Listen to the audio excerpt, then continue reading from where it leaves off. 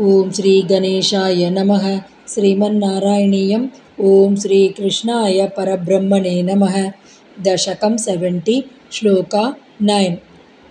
चित्रमध्य भगवन् वृषघातात् सुस्थिराजनिवृषस्थितिः उर्व्यां वर्धते च वृषचेतसि भूयान् मोदयित्यभिनुतोऽसि सुरैः त्वम्।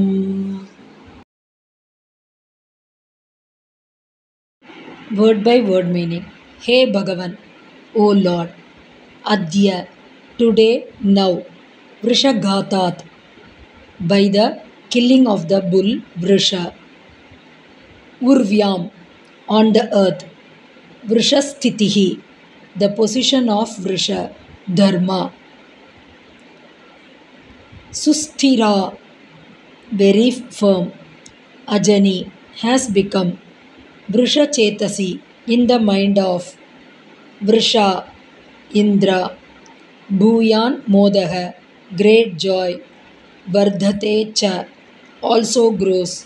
Chitram, wonder. Iti, thus. Tvam, thou. Suraihi, by the gods. Abhinutaha asi, word praised. Full meaning. The gods praised thee, saying, O Lord, by the killing of the bull Vrisha, the position of Dharma Vrisha has become very firm. There is also great joy in the mind of Indra Vrisha. What a wonder! Note, the superb skill of the poet is evident here.